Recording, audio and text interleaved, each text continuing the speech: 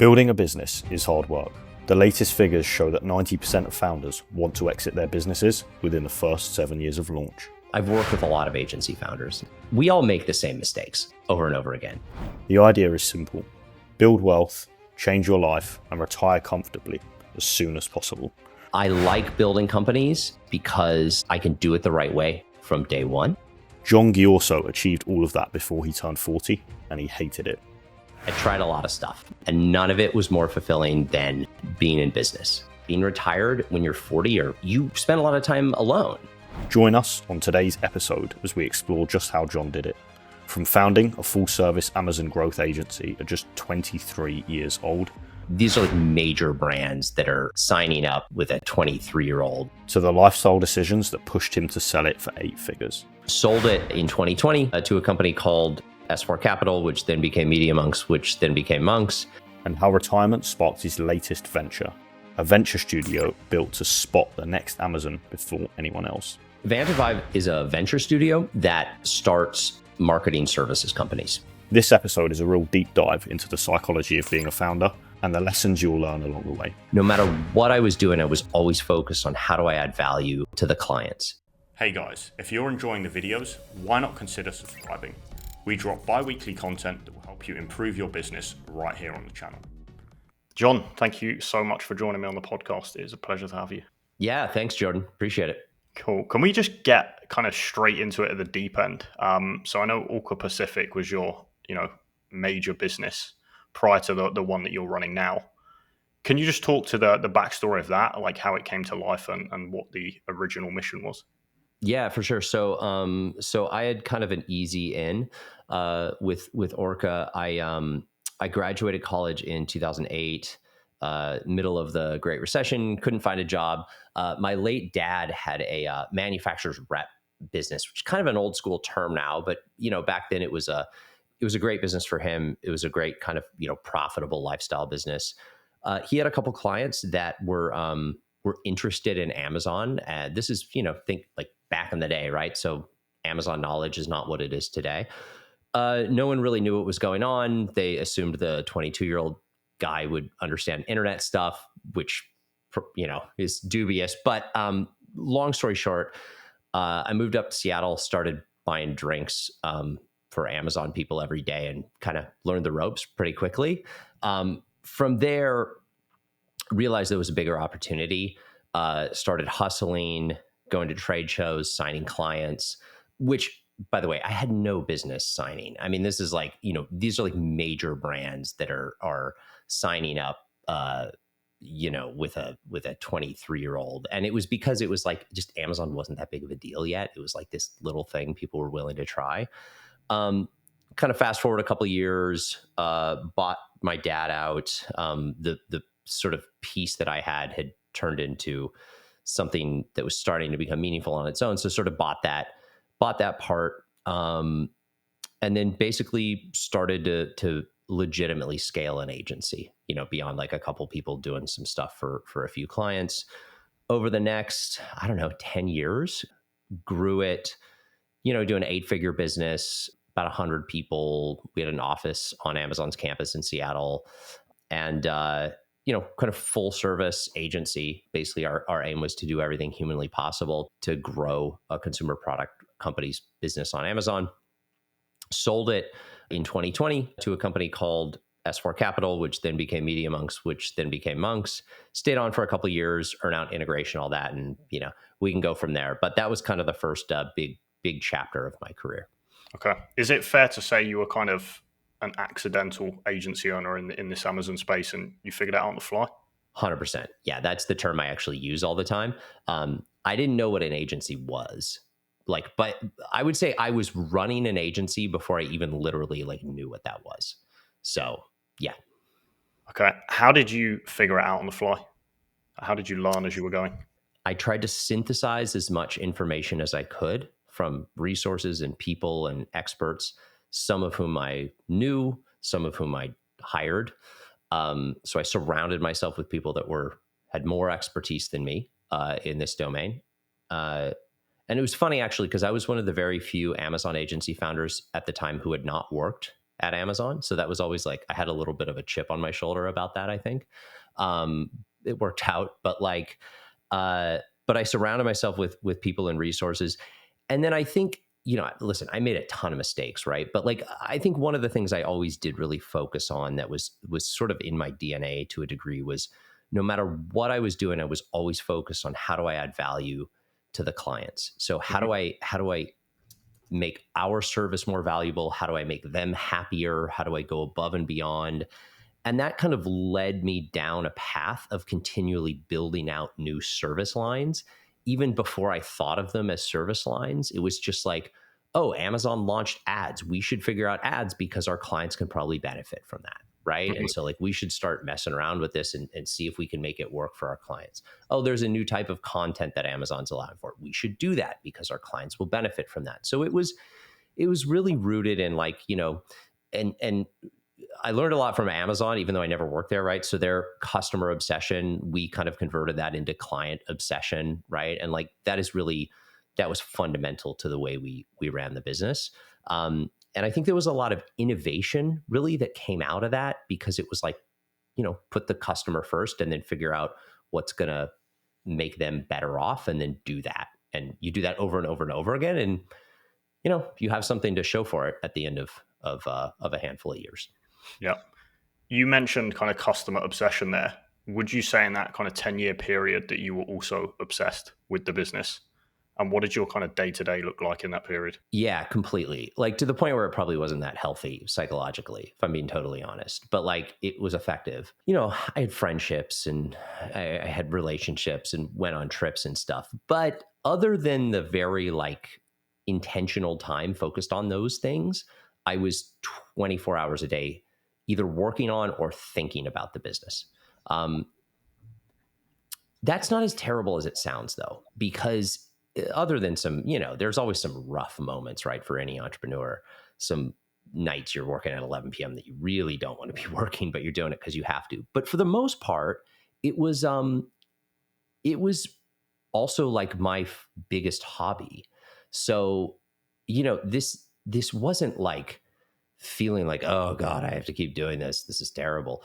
Um, there's always like tiredness and other things that come into play at some point, when you've worked a 16-hour day. But like mostly I was waking up on Saturday morning, listening to a podcast on some aspect of growth or marketing or e-commerce or something because I wanted to fundamentally, because it was fascinating to me and I loved the game of it. And yeah, so that's just kind of how I operated for years. And maybe a psychologist would say that wasn't the healthiest thing, but it worked. So, you know, Do you still kind of operate in that method now? yes, I can't turn it off. And I thought I could, and I can't. And like, I don't know if that's a good or bad thing. But yeah, I even when I had no business to run, I was still obsessed about business. And that's like a very weird place to find yourself in. You feel like the athlete who's not actually playing anymore and just like obsessively watching Sports Center all day. That was like a weird. It's like I don't know if I like this. So anyway, I apologize. What was the second half of the question? How do you have some form of balance in your life then? Because I'm assuming living forever operating like that is not healthy. Yeah, I think now I'm older. I have a family. I have a little more maybe wisdom. So balance actually for me now is really important. But there's a difference between balance and idle time. Uh, right? Like, so for me, balance is not hanging out on the couch watching TV in the afternoon, right? Like, for me, balance is like the important parts of my life are all kind of appropriately filled up, right? Like family, fitness, like health in general. Did I get enough sleep? Am I eating healthy? Stuff like that. Those are all super important to me. And I'm much less willing to sacrifice those than I used to be because I'm in a privileged position now. So I kind of get to make that decision. What I'm doing now is not existential, it's not life or death. I want it to work very much, want it to succeed, but like my life is not going to be destroyed if it doesn't. So I get to have my cake and eat it too a little bit more. Idle time is destructive. I'm not saying no one should ever relax on the beach for 2 hours, right? But like, I think in general, spacing out and watching Netflix for 4 hours, staring at, TikTok all day long, these are not healthy things. These do not represent balance in any way for me. So, balance is what are your values? What are the things you need to do to live in accordance with your values? How do they stack rank and fit, right, in some sort of ratio? And then trying to like live that every day. That's balance in a healthy way, I think. Okay. Final kind of therapy type question. You've obviously been around kind of a lot of people at a high level, in the Amazon space and kind of agency and beyond. Is this obsession point common amongst those kind of people? And yeah, if so, like, how do they deal with it? Yeah, I would say it's nearly ubiquitous. Um, I think there are some people that are like very intentionally running lifestyle businesses where they are like, this is some sort of arbitrage or hack or whatever, and I'm gonna like never work more than 20 hours a week. And that's like the game that they're playing. They still, funny enough, become obsessed with that game, right? Like they don't do that. Most people don't do that in like a lazy slacker way. They're like very intentionally like, I'm going to work 20 hours a week. I'm going to maximize the amount of money I make. Then I'm going to do this, and travel and do this thing. And like, I totally respect that too. But no, I think most entrepreneurs just broadly that I've met are, again, like it's not 100%. They're not totally living in the extreme, like an Elon Musk, for example. They have other priorities and things that are really important to them in their lives. But, I think their business takes up like 70-80% of it for sure. Okay. My next question is on the exit. You've been kind of running your baby, building it, growing it for a decade. How do you decide that it's time to part ways, essentially? There were sort of two vectors here. One was personal and one was like market driven. So on the personal front, I had been steeped in, being an Amazon nerd for over a decade. And I was starting to get I wasn't like fully burned out on it, but I was seeing that I was in the later innings of that being meaningful to me. Um, you create meaning, I think.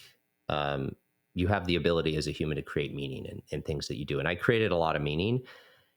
And I was talking to, I won't name who, but I was talking to another Amazon agency founder, and that person was like, I don't want to talk about Prime Day ever again. Like I've talked about Prime Day every year. It's just this sort of like, you do kind of get burned out on a domain. So, and then just, I was frankly, even though it's weird, I'm doing it again now. I missed it actually after I took some time off, but I was kind of burned out on the agency thing too, just in general. Right.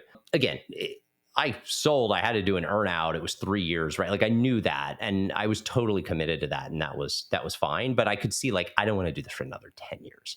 The other kind of factor here was that there was consolidation happening. There was pressure coming from both the top. The big guys were starting to pay attention to Amazon, the holdcos, et cetera. There was also a lot of pressure from the bottom. Every 2 days, a new Amazon agency would start. Someone would hang up a shingle. There's no barriers to entry. And I felt that the business was going to start to get kind of squeezed. There was also a related concept where I believed that, and I think rightly, that an Amazon capability would start to become more valuable if it was connected to other agency services, meaning, broad programmatic services like a real creative operation, other elements of performance, data. I wasn't going to build all that on my own, right? I was the Amazon guy. I was happy being the Amazon guy. And so I knew I needed to like partner with somebody to achieve that. Again, or it was that idea that I was going to like be the only one left. Now, I think, frankly, I probably emphasized the speed at which that would happen. I would say it's kind of still happening in the industry, even 5 years later. But I did kind of see that trend, and I just wanted to be on the right side of it. Okay. Another slightly kind of unrelated question. Throughout that decade, did you ever start an ecom brand, or did you think about starting your own brand? No, I actually had people ask me all the time, and I don't know if this is right or wrong, like in hindsight, but it's more just personal. I just had an extreme aversion to that, um, because I worked with all these obviously brands that did it. I saw how hard it was. and how risky it was and how much stuff that you don't have to deal with when you run an agency, you now have to deal with, inventory and sourcing product and tariffs and like all this stuff. Like when you're an agency, you're involved in it, but like you don't own the product. When you're sitting on $3 million worth of inventory and your biggest customer just canceled the PO for the season, like that is a level of just drama that I did not want to be involved with. And frankly, I just don't like, I didn't think it kind of played to my skill set either, just as an entrepreneur, as kind of like my personality, et cetera. So I had lots of, opportunities, and I just very intentionally sort of turned those down. Okay. Could you not have? So it sounds like what you're saying on the personality side is like maybe not being the product guy and kind of being more systems and operations. Is that true? Yeah, I think that's true. I'm also not a like own physical assets guy. Asset risk. Yeah. Like Yeah. again, maybe I'm just being, for some reason, like, I'm pigeonholing myself for no reason. I don't have like a strong, it's hard for me to give you a really compelling reason as to why. It just felt like you're really, if you mess this up, like always on the verge of going bankrupt. And that to me was just like, things are going well. I run this services business. I know how it works. I know what the path is. Like it was so much more straightforward just to focus on what I knew how to do and just, 5-10x that versus like go out and do this whole other sort of thing. And did you get distracted by the shiny objects or other shiny objects at any part of that 10-year journey? Yes, I think everyone does. I think I was fairly good at having discipline around that. I'm a big EOS fan, and I think one of the real strengths of EOS is it sort of intentionally boxes you in. Like you box yourself in, you're using it, but you use it as a framework to sort of forcefully prioritize. And I found that to be really helpful, and still do. I still use it. I did start a spin-off company. Orca had we had internal proprietary tech, and I spun off a business to try to monetize that as a SaaS company, and that failed. And I'm actually happy it was a separate company that failed. So, that was kind of interesting, learned some lessons. You could say that was a shiny object syndrome, although if it would have succeeded, you would just say, I'm a great entrepreneur. So, it was a shot I took and it didn't work out, and that's fine. But that was the only big, like, other thing I did in the course of Orca. In fact, if anything, I actually focused the agency more. We in the early days, we used to do more than Amazon, and I actually jettisoned a lot of that in the early days and said exclusively we're going to focus on Amazon. At the time, that was a weird thing. Now there's like 3,000 Amazon agencies, but back then it was like weird to be an Amazon agency. Like that kind of wasn't a thing. And and I sort of very intentionally decided to do that, and it served me well. So Was that for to focus the purpose of yes, jettisoning the other? yeah, it was literally to go like, I'm basically burning the ships here. We're going to be like, we are going all in on Amazon for reasons that are obvious now, were less obvious then, but I had a lot of conviction in. It was extremely clarifying both internally and for the market.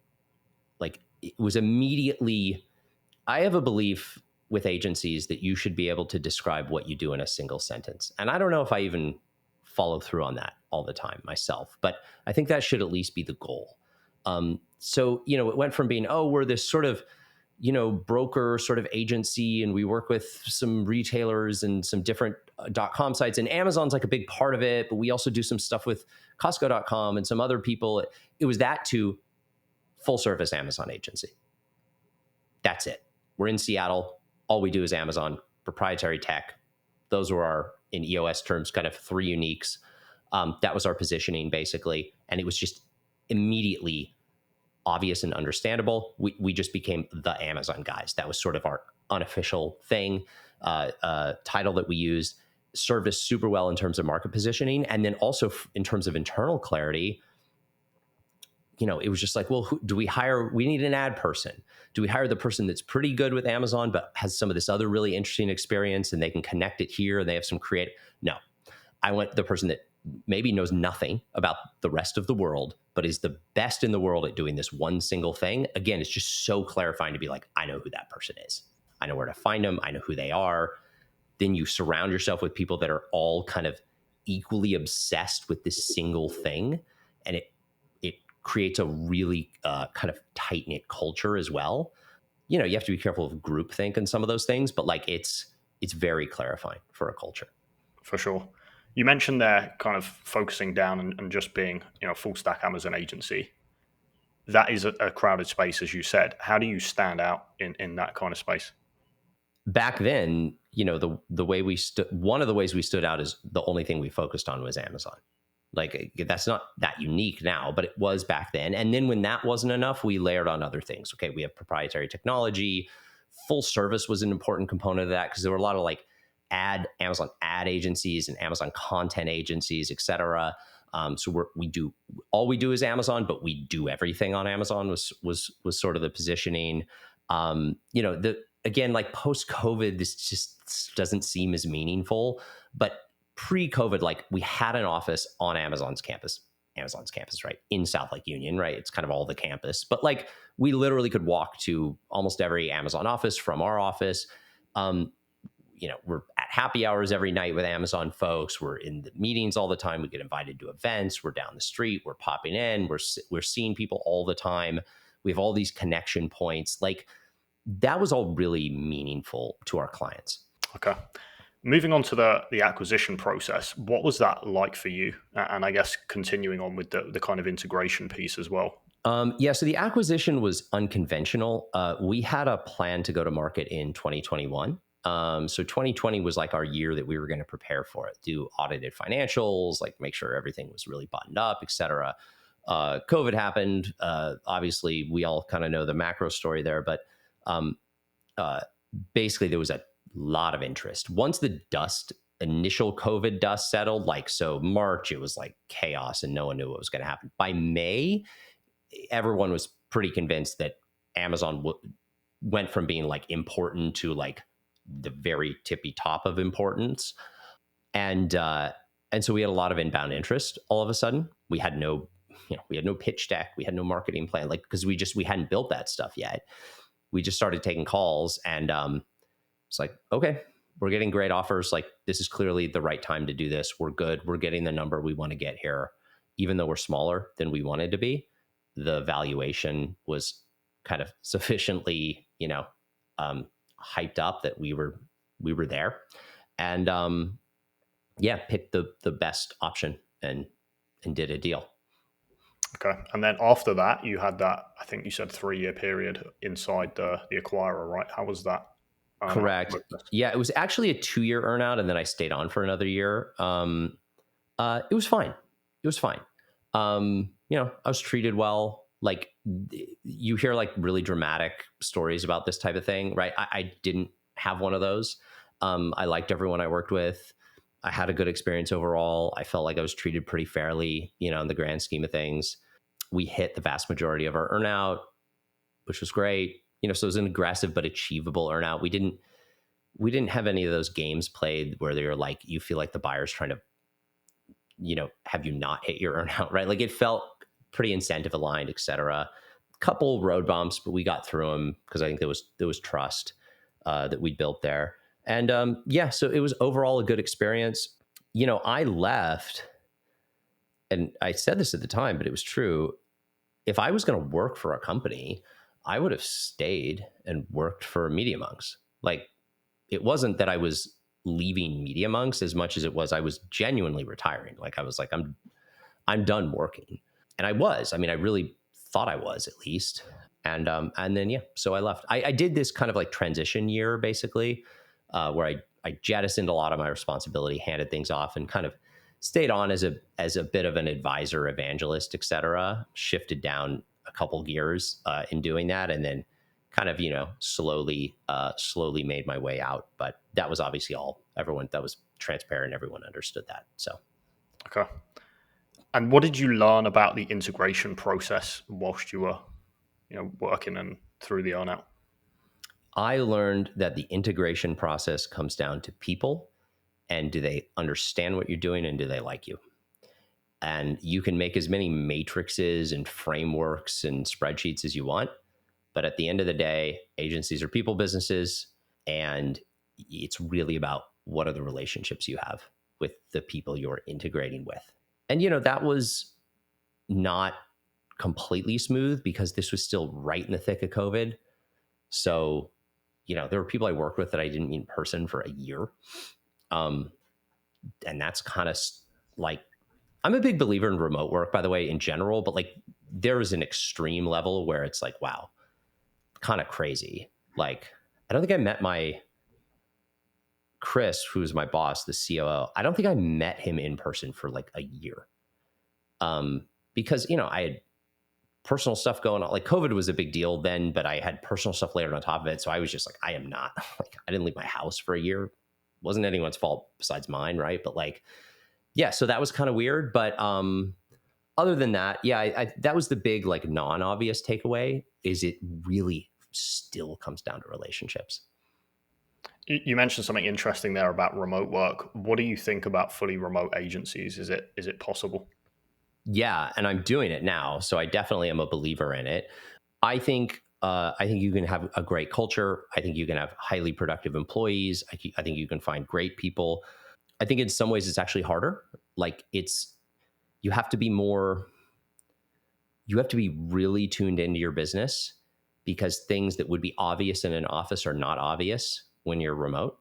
So it's harder. I actually think it's harder. That's the thing. I think there's this sense that remote companies are like, oh, it's like lazy or it's easier or something, and that's why people do it. I actually don't think that's true. I think it's literally harder.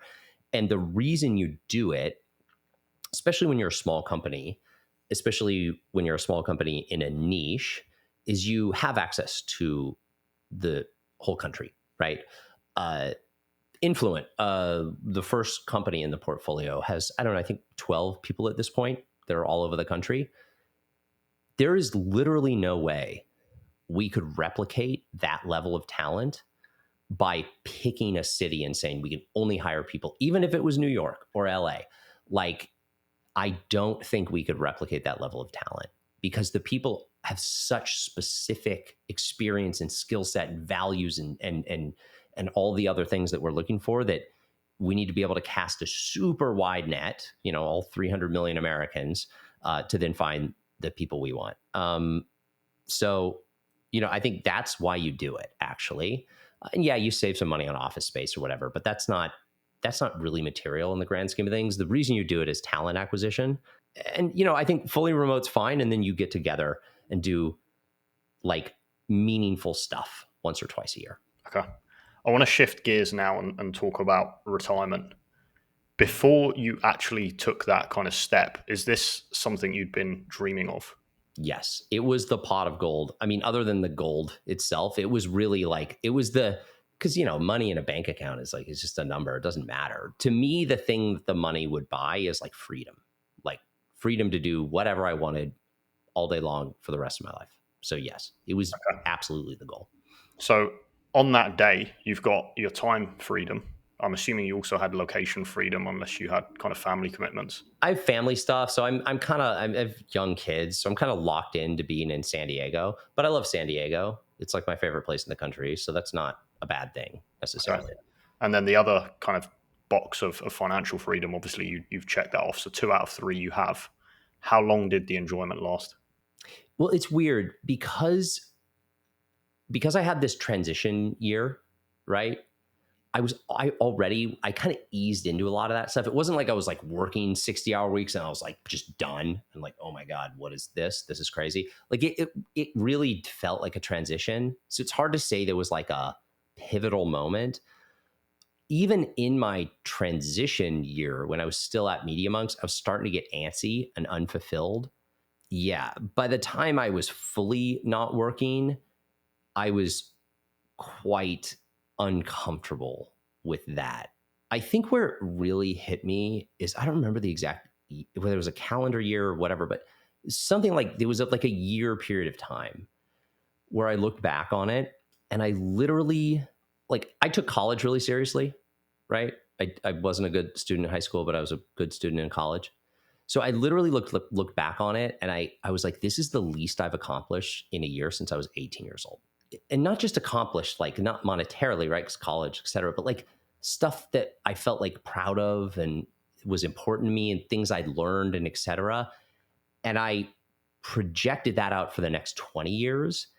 And that was like a scary, vapid existence that I did not want to. That I was like, oh, okay. Yeah, no, that's not what I want to be doing.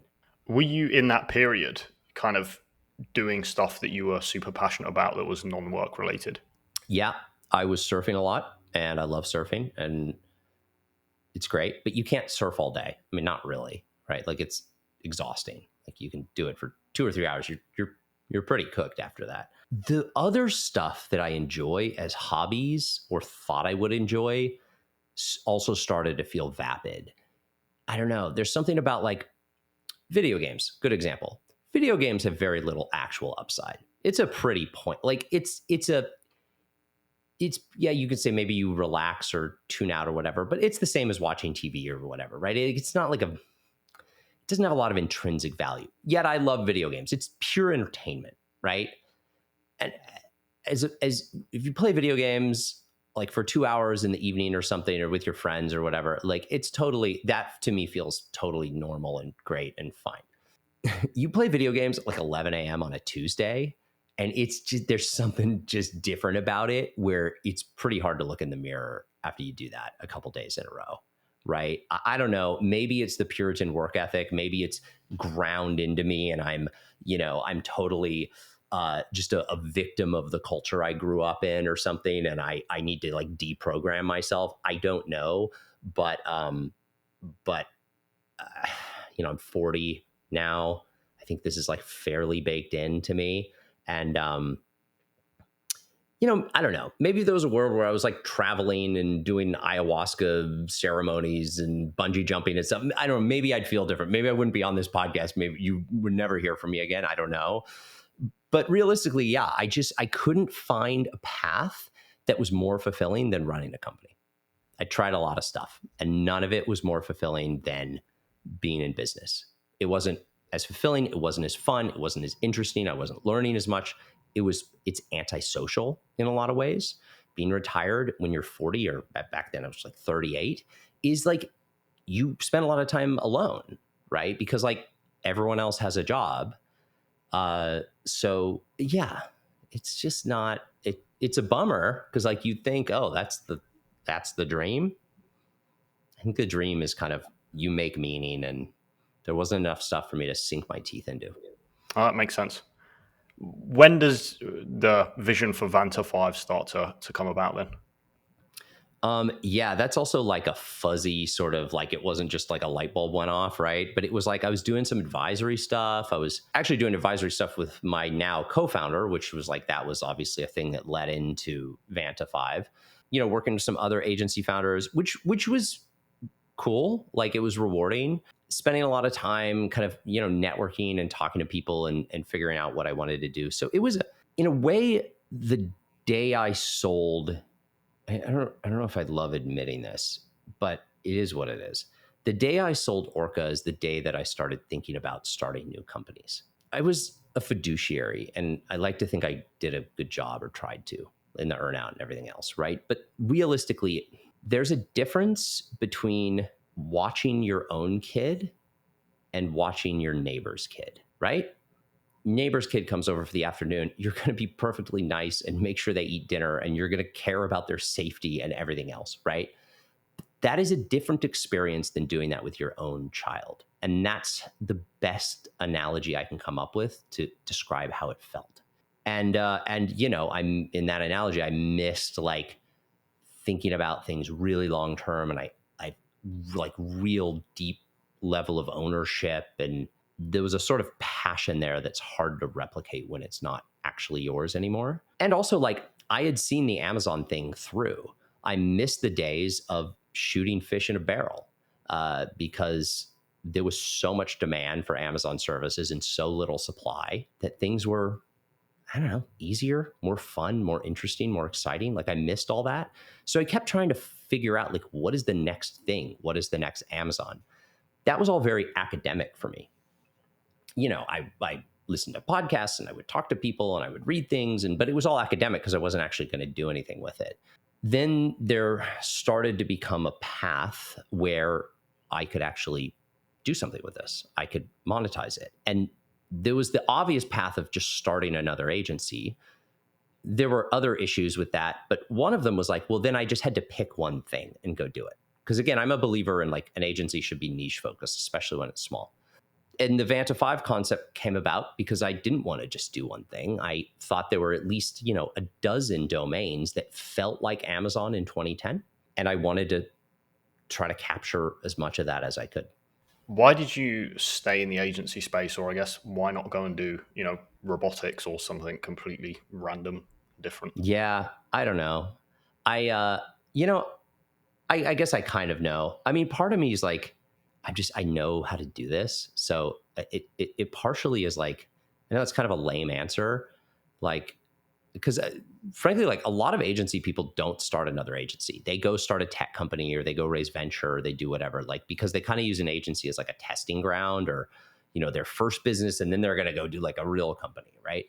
Um, uh, I think, you know, for me, the reason I still gravitate towards agencies is because in some ways I can kind of have my cake and eat it too. And what I mean by that is I can stay at the cutting edge of all the innovation that's happening, AI and kind of like new platforms and emerging domains. And like, if you're running an agency, you should be focused on that stuff, in my opinion. So I get to work with really smart people and doing interesting, innovative things and think about the future constantly and, like invent stuff and try stuff. And I get to do all that still. And I get to do it with my own money.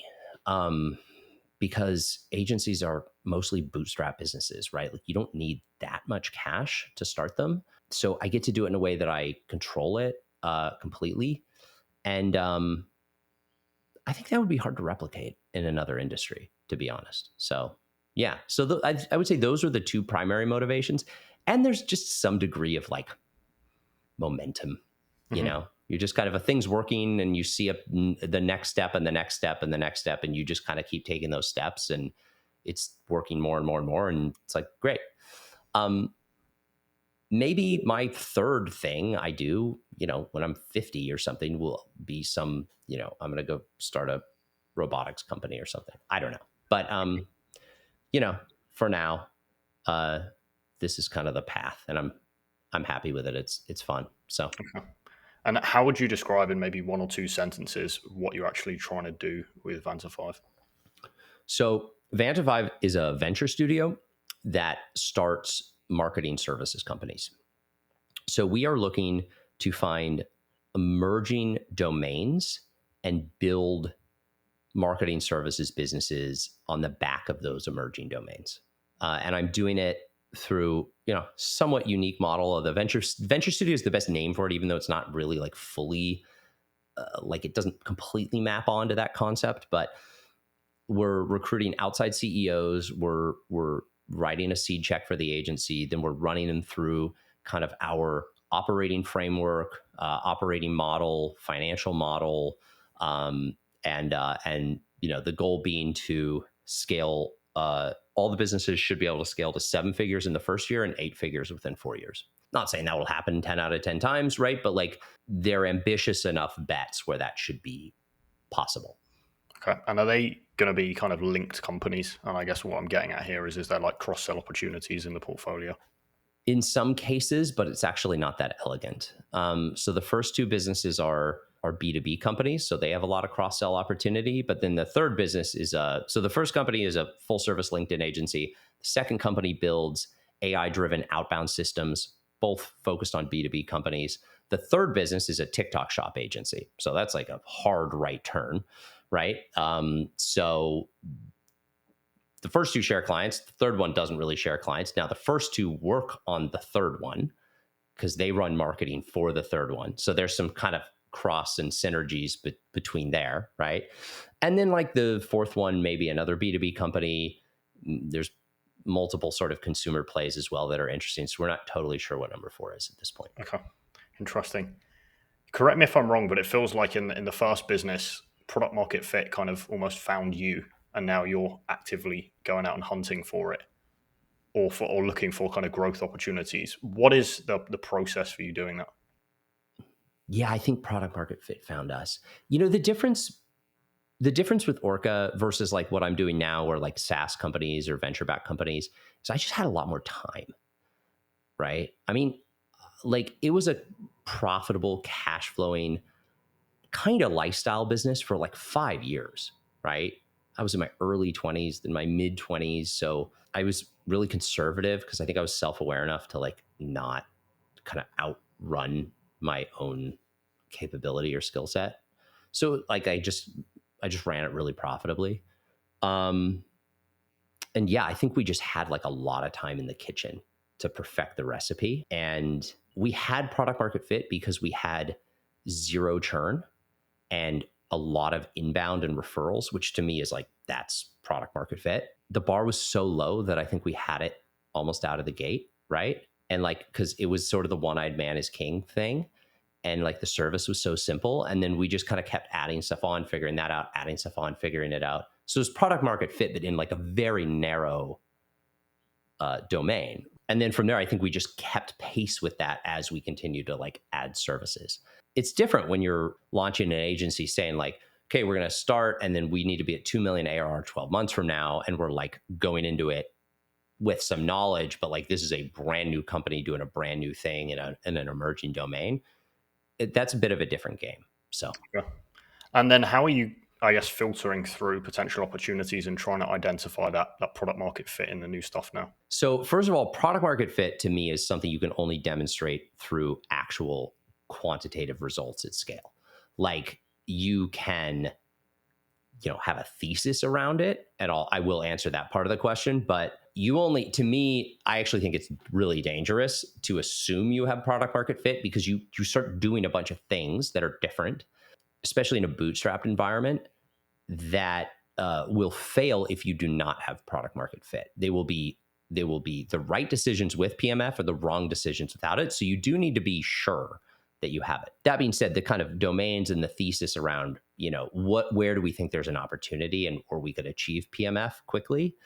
I look for domains. I called this the comet theory, but basically I have this idea that technology moves at a rapid pace and is the primary force behind disruption in the world, right? Consumers, and this applies to both consumers and B2B, they adopt to new technology quite quickly. Technology companies and the technology underlying them move rapidly. Consumers move rapidly. And then almost all the other companies that serve those consumers are slow, at least on a relative basis. They're slower, right? So what happens is it creates a supply and demand gap between capability in that domain, right? Perfect example right now is TikTok Shop. TikTok Shop kind of like came out of nowhere over the last 18 months. Big opportunity for brands. Consumers adopt it quickly, right? Like they're on it. They start using it right away. TikTok is a very innovative, technology-driven company, so they're pushing this as well. And like consumer product brands, with some very notable exceptions, there's some brands that are doing great. But in mass, they're kind of like, what? TikTok? That's not really for us. Is that a thing? Wait, maybe okay. And then they go, okay, well, yeah, we need to start doing something here or trying it. There's just not that many people or organizations that actually know how to do this effectively, right? Because like the change happens so fast, it leaves the industry kind of flat footed. So you can go and build a TikTok Shop team internally in your consumer product organization. That's going to take you 10 months maybe to get off the ground. But who do you even hire to hire the people? Do you hire a director of TikTok? I don't know, weird. Or you just go hire an agency, right?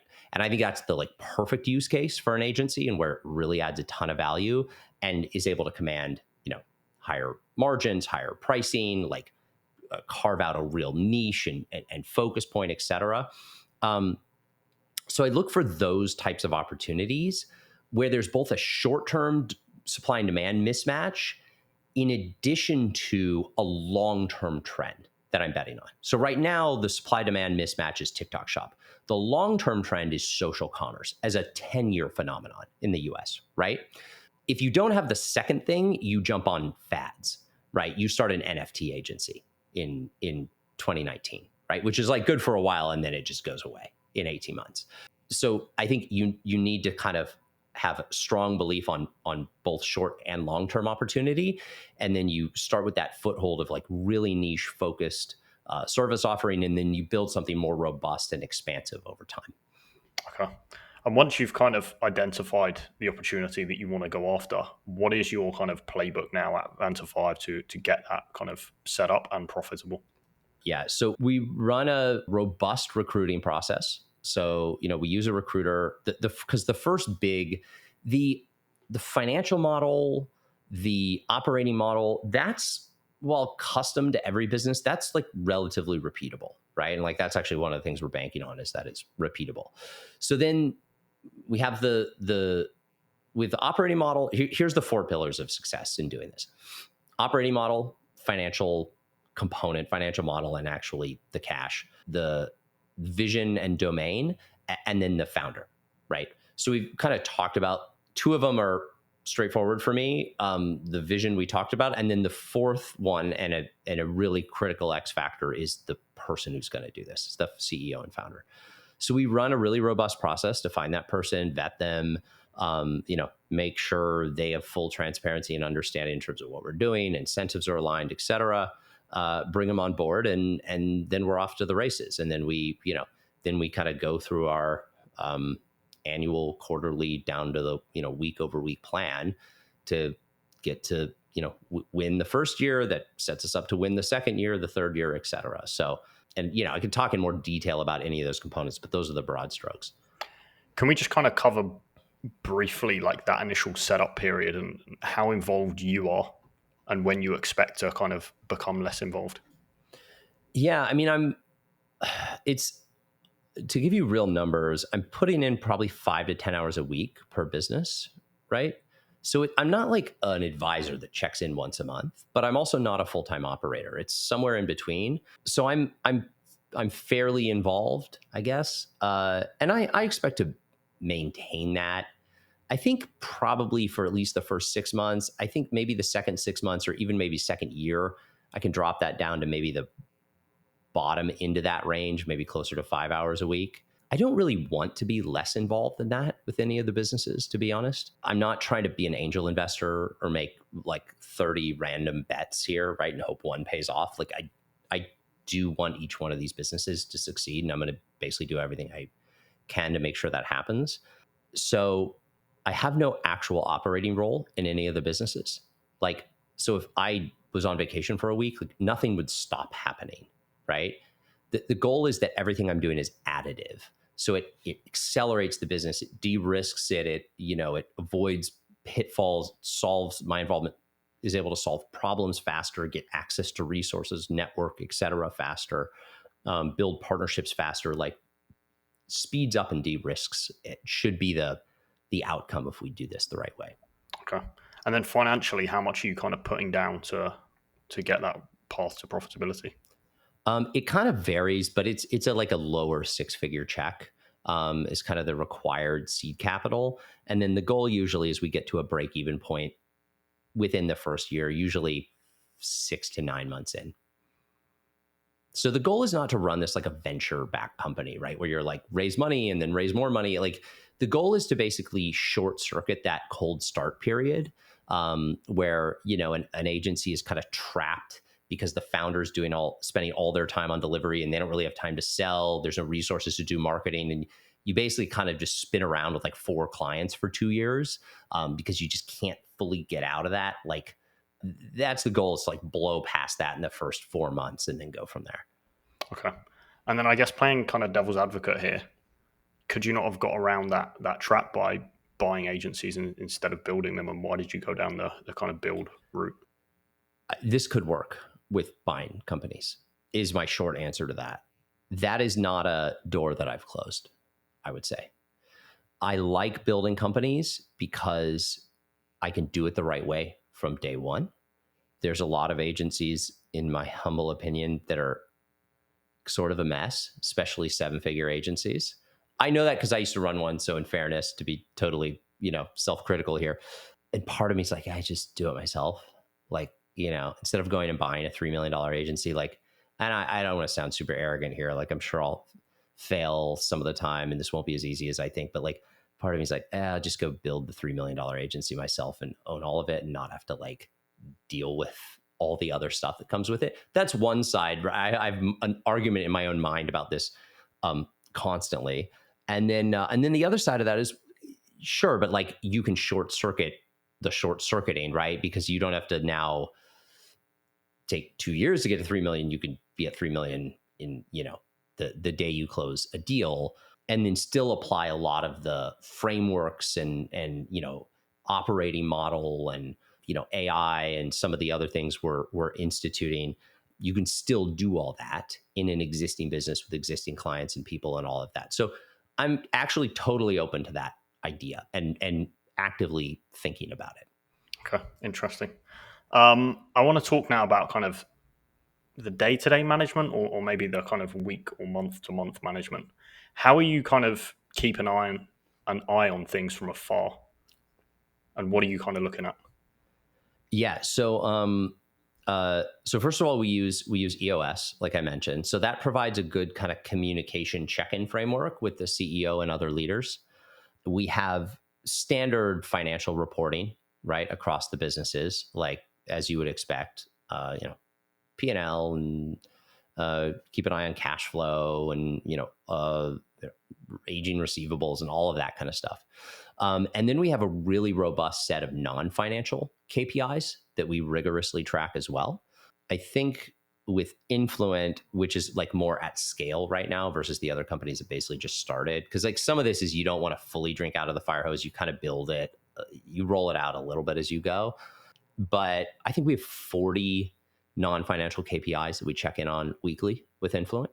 And, it's to the point now where like I can look at that data and in about 10 minutes go, how was the week? What did the week look like? How is delivery going? How is sales going? How is marketing going? How is the back office stuff going? Are there red flags, yellow flags? And, dive into it from there. But like it is really effective at kind of keeping up a pulse on the business. You can overdo this maybe, but I think most agencies are dramatically under quantified in terms of how they look at their businesses. It's a lot of like finger in the wind stuff. Again, I know because I used to operate that way, but you can quantify these businesses, and it's very useful if you do it the right way. Okay, so just to kind of, for a layman like me, to kind of summarize what you're doing, you're tracking, a number of KPIs and just bucketing them, sales and marketing, back office, ops, etc. And that's what you kind of look at, and that's your read of the business, and you'll act. Like I'll give you an example. Like Influent, we track weekly impressions across the client base, total, average, increase, decrease. Like that's obviously extremely, and when I say impressions, I mean impressions on LinkedIn because it's a LinkedIn agency. So that's like extremely specific to that, not only to an agency, but to that specific agency. And then we also track NPS score. And that's like obviously a very well-trodden ground. So For sure. I want to talk now about kind of pricing and packaging. Can we start with pricing, and just can you talk to how you think about that? And here I'm looking at, is it a flat fee, value based, hybrid? What kind of pricing options do you like?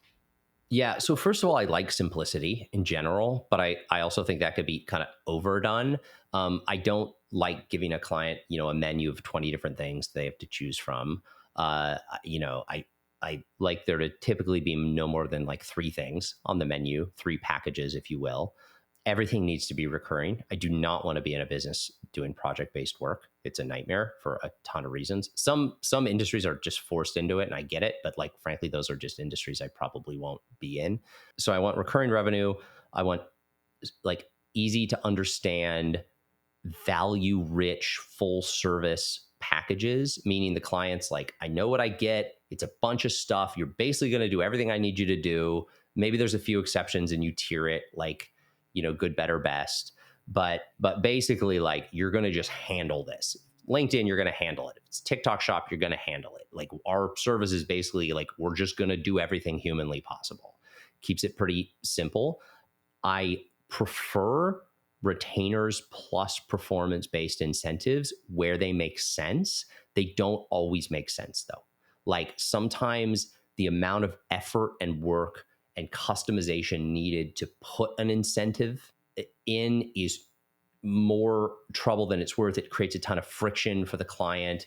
It just doesn't kind of, you can't find a way to make it work.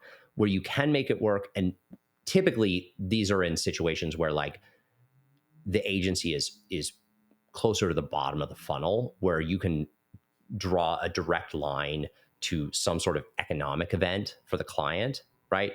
In that case, yeah, for sure. Everyone, because the thing is, everyone wins when you have that level of incentive alignment, right?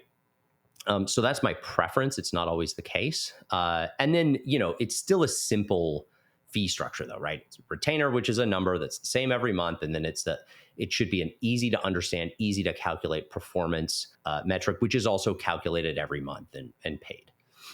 Okay, so just to confirm there, you're saying the closer to a conversion or revenue that you're driving, the closer or the more kind of you'll be likely to charge a performance element.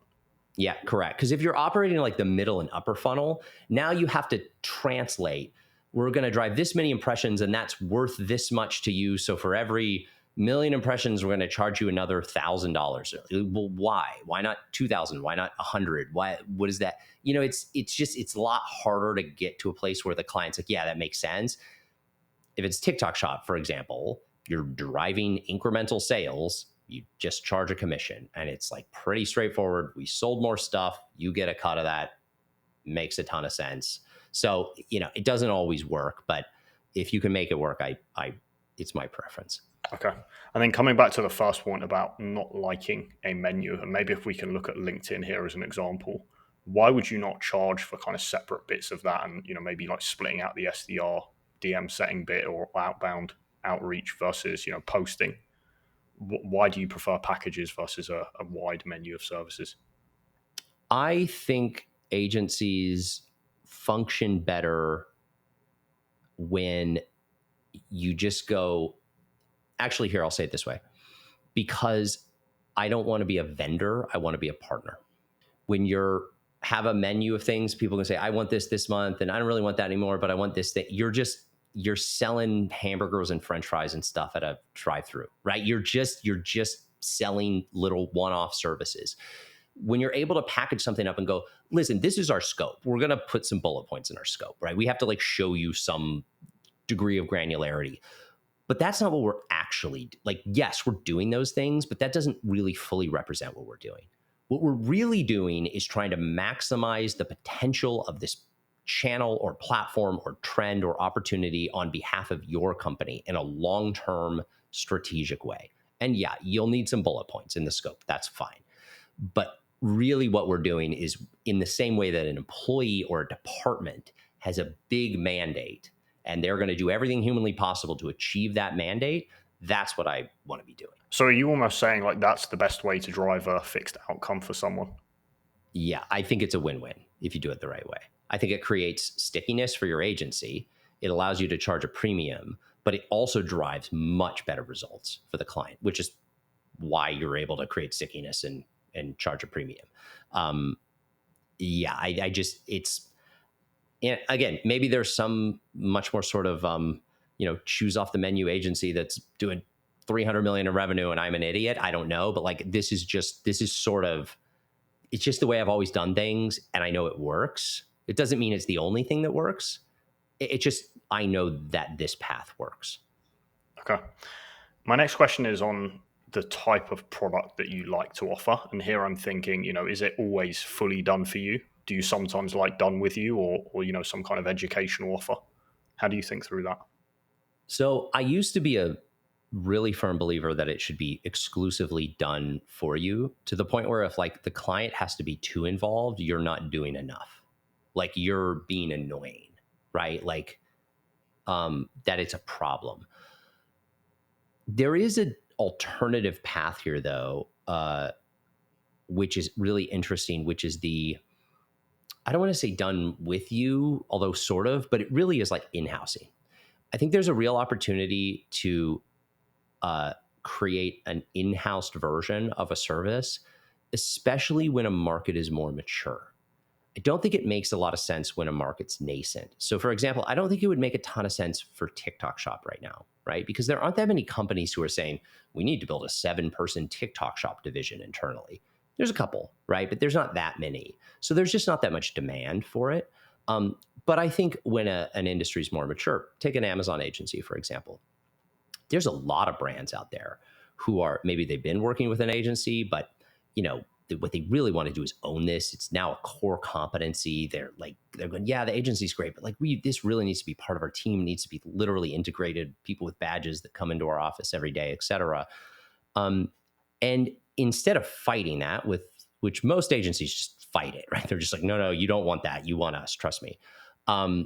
Leaning into that can be productive, right? Because it immediately sets you apart from all the other agencies because you're going, yeah, sure, we can do it, or we can help you build it. And it can also be very lucrative because these things don't happen in 2 months, right? You're signing up for a multi-year engagement if you're helping a brand in-house something that's really complex and kind of multifaceted. Okay, so does that mean you kind of start off as a done for you service and then pivot, or not pivot, but transition to consulting to help them build it out internally? Potentially. I mean, I've seen it work. I don't know that I am going to do this, by the way. I have no plans to do this with any of the businesses because they're also all in these pretty nascent categories. So this is just like, to be honest, I don't spend a lot of time thinking about it. The reason I bring it up is I do think it can be valuable to your audience who are potentially in industries that are more mature, because I think it is a unique way to approach some of those industries and a real kind of a way to really differentiate yourself in a crowded space. Okay. And then kind of going back to the question before, in terms of a 7-figure agency, how many kind of products or services do you think they should be offering? Well, okay. So for any 7-figure agency, 1 million or 9 million, I still think you need to be defined in a single sentence, right? I think even most 8-figure agencies need to be defined in a single sentence. By the time you're getting to, global 500 million in revenue, yeah, okay, sure. I buy that you have a creative department and a paid media department and you've specialties all over the world. I buy that. But lower 8-figure, 7-figure, I think you need to define what you do in one sentence. I do think, though, within that, you can absolutely have multiple departments, service offerings, etc. I think at 1 million, that's tricky. Maybe you have like 1 to 3 genuine sort of like departments, which are probably departments of 1 or 2 people, but still departments. I think by the time you're, let's say 10 million, 9 or 10 million, yeah, I think you may have half a dozen to 10 maybe distinct like departments and offerings that theoretically you could sell as like standalone services, but that hopefully most of the time work in tandem with one another. Those are that's kind of like the range of the way I would think about this. Okay. And the reason, well, why don't you have 30 when you're 10 million or 10 when you're a million? Because I don't think you can actually do it, because you don't have enough scale to have the depth of talent and expertise in that many domains. So 1, you're not going to follow through on the promise you're making. And 2, people aren't going to believe you, which is both problems. Okay. You mentioned this on the Amazon side that you'd added service lines, and you're probably doing this now with the new stuff. How do you know when it's the right time to add a new service offering or a new department? And what is the process for doing that? There's a very non-scalable, fuzzy first step here, which is the founder needs to make that decision based on a deep and up-to-date contextual understanding of the industry and the space you're in. Like when Amazon launched ads in 2014 or whatever it was like immediately obvious to me that this was going to be a big deal. For one specific reason or say no, just I was so in this, and then I talked to people and everyone at Amazon was super excited about it, and then we have conversations over drinks, and it was like, okay, yeah, this is a big deal. So first of all, that's hard to short circuit or like create a matrix around. It's just like you just sort of know or at least you think you know, you have a thesis around it. From there, you start testing it, and you just have an existing person become the SME of this thing, right? We had no ad people because there were no ads in 2014. Well, this guy used to do ads for a different agency you work with, and it's actually pretty simple. Cool. Can you start running ads for 4 clients? We're not even going to charge them. Like, we're not going to charge them anything different. Just like do this in addition to your other job.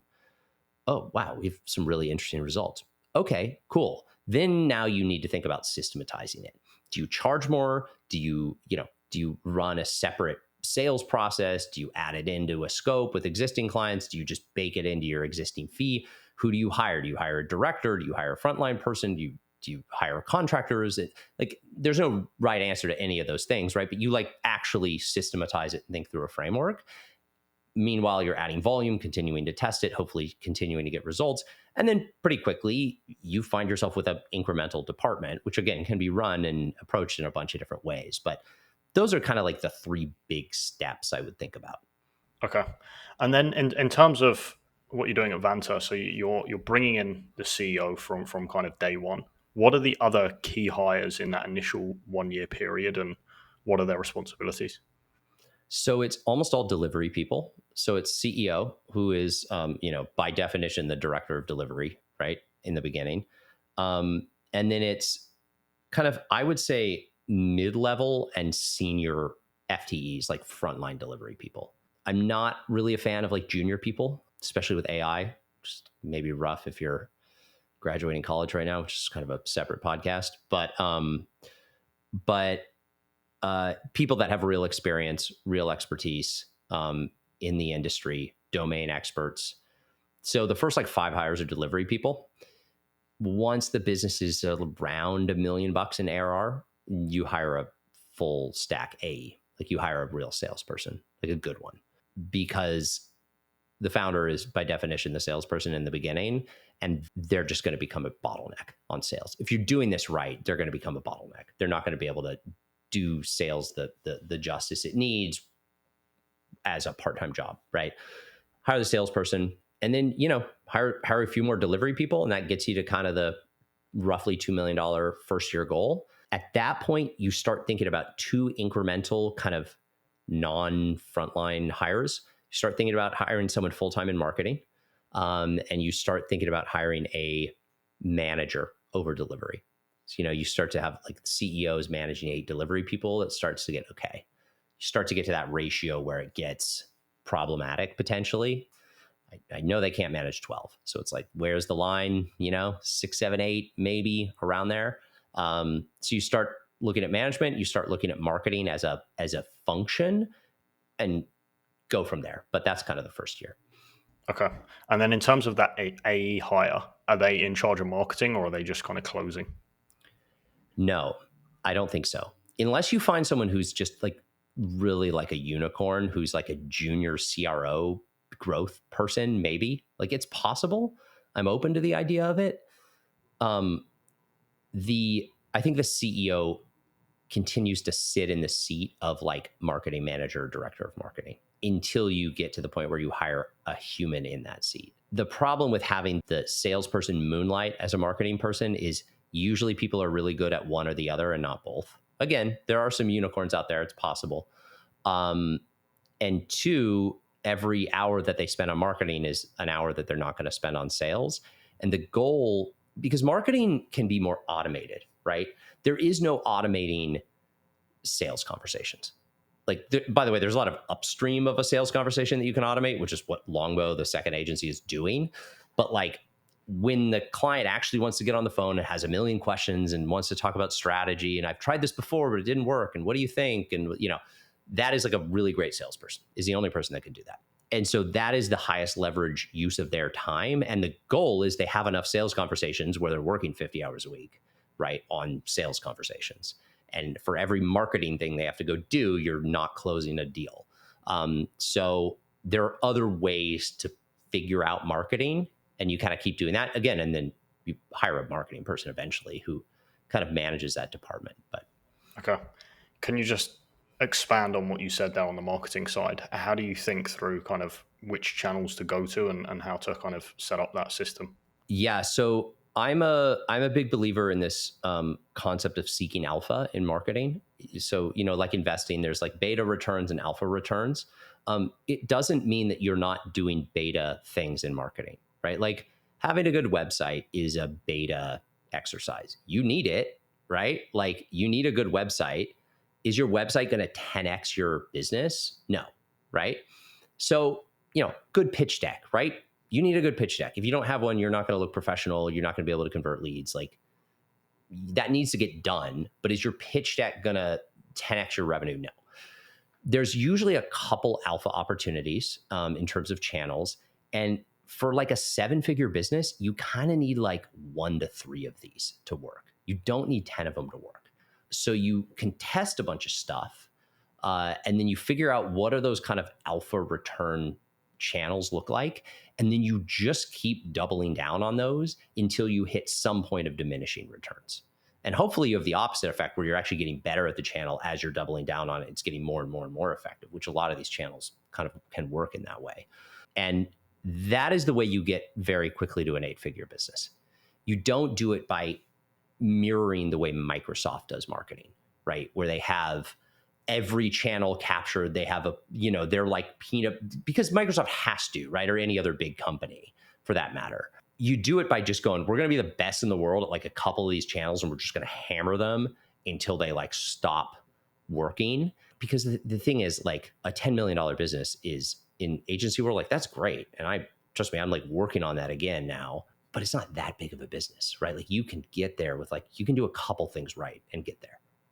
Okay. So does that mean kind of come up with a long list of potential channels and then just throw stuff at the wall until one channel seems to look better than the others? I would say it's a similar answer to the like how to build a new service line, right? Like you have to have a thesis. You just kind of have to be plugged into this world, right? In general, whether it's you're networking or listening to podcasts or you're in it or you have people that are smart that you rely on, whatever. You have to have the ability to come up with a thesis around. There's 50, 100 channels in marketing. We think these 7 are all really compelling. You test them. You find the top 2 or 3 that show promise. You basically pause the rest, and then you double down, and maybe you end up with 1 or 2 out of those, out of those 3, and then you just kind of go all in on those, and you just keep hammering them until. The only reason I don't say 1 is because it's a little riskier. If you literally only have 1, if something happens, like that can be existential really quickly. So it's good to have at least kind of a second one that's kind of your backup. But yeah, you can build a decent sized business on a couple of those channels. I would say at Orca, we got it into the 8 figures. I think realistically, I think 80% of our marketing results were 2 channels. It was LinkedIn and it was partnerships. And we did Google ads and we had a website and we did all the other stuff. We did all the other stuff. And it's not that we shouldn't have done it. It's just that was like baseline, kind of do the basics. And then there were like 2 channels we really paid attention to. And that was enough to get us into the 8 figures. Okay. That was very, very interesting. And I feel like I've made quite a few of those mistakes. So thank you for highlighting them, John. Yeah. In, Yeah, for in sure. terms of CEO hires, what are you looking for and how are you kind of vetting for that ideal person? This one is taking me a while to figure out the right answer to, by the way. Hiring a CEO is hiring a founder for a company is really weird. It's like a very weird thing to do. It's almost the antithesis of like you're hiring for a founder, and it's by definition a founder shouldn't be being hired, right? Yeah, I know. No, totally. It's like it is in a way it feels contradictory and strange. Like, well, if they were a founder, why wouldn't they already be doing this? Here's what I can tell you. That's not actually true, but most people aren't a fit. Even people that would be really good in other jobs. So you need a lot of the things that make people good in other jobs, right? Like it's not that you don't need those things, but then layered on top of that, and what I mean by that is like smart and hardworking and, uh, intellectually flexible and ethical. And like you still need all those things. But then on top of that, you need some of these other like harder to nail down values, like tenacity and grit and objectivity around their own skills and lack thereof, the ability to really, and this is related, but zoom out and see themselves as a player on a board game that they are playing, like the very literal ability to see themselves in the third person. And that sounds strange, but like that's something I find is really important. Humility combined with like an extreme level of confidence, which also seems contradictory. Like there's a lot of very strange sort of things that someone needs to have to be good at this. Not strange, they're just not common. I talked a lot about values. There's also soft skills and hard skills, and those are dependent on the domain to some degree. They need to be really good salespeople, like naturally good salespeople, because the agency game is one of you're just always selling. Like even if you have salespeople, you're still selling. You're selling an upset client on why they shouldn't leave. You're selling a new big enterprise logo that you're trying to get over the finish line. You're selling partners on why they should partner with you. And eventually you're selling a buyer on why they should buy your agency. So that's really important. There's a bunch of stuff. I have a speaking of sort of matrices. Anyway, I have like a 30, there's like 30 things on this matrix. And if the person doesn't have one of those, like if they have 29, I won't hire them. So yeah. My next question was going to be how much of this can you train versus are you looking for on kind of day one? But it sounds like you're looking for most of it on day one. Yeah, I can train. Here's the things that aren't on that list. They don't have to be an expert in agency operations, right? That's not on the list. So the things I can train are actually not on the list intentionally, because that's kind of what I'm here for. And that's why VantaFive exists to a large degree, right? So like they don't have to be perfect, but there's a lot of it is either skills that they need to have, because otherwise the learning curve would just be so long that it would just take for too long. They wouldn't be able to do the job. And then two, it's like values, which are just innate to me. You can't train values. Okay. And are there, from what you've seen so far, are there kind of common threads of mistakes that these CEOs will go through in that kind of initial first couple of months period? I don't know. I think it's too early to tell. I mean, realistically, like, Influent is sort of not really, I didn't found Influent. The other two companies are probably too early to be able to give you an honest answer to that question. What I will tell you is that in general, I've worked with a lot of agency founders, friends with agency founders, been in the agency world my whole life. We all make the same mistakes over and over again. It was actually one of the big revelations that caused me to sort of want to do this. Is what I realized is we're all sitting there rubbing sticks together in different ways, trying to create fire. And like, no one's like, hey, just do it this way, it'll work. Like, we're all inventing the same thing over and over again. After I sold my company to Media Monks, and I got to meet all these other agency founders who are all really successful, and I talked to them, what I realized is we all went through this process of making everything up and making all the same mistakes and inventing everything that was like, we thought we were the first people to invent it. And then everyone ended up with the same stuff. It's just everyone had to literally invent it themselves, but we all got to the same answer. That feels like a weird, inefficient thing in an industry. That doesn't happen in like manufacturing, right? People aren't creating all different versions of Six Sigma, for example, right? Like every company's unique, but like you can go to school and like learn how to do this, right? Like very literally, you can get a degree in like how to make products at scale. You can't do that for an agency. And I think that's weird. But anyway, sort of separate tangent, but yeah. That's a very, very good point. Where would you say your key strength is in the kind of agency world? I think I'm pretty good at seeing where the world's going. I've been pretty good at like understanding technology and consumer behavior and the sort of cross section of those two phenomenon, and then going like this is what's going to happen over the next 5 years. I'm not perfect. I'm not saying I'm like Nostradamus or anything, but like I've been like better than average at that, and have used that to my advantage, because like one would be much better served betting on the right domain and doing imperfect execution versus betting on the wrong domain with perfect execution. Very true. Okay. John, I think that's a great comment to end the podcast on. Thank you so much for coming on. Where can people kind of find out more about you and follow along the journey? Yeah. So two places, VantaFive spelled out .com.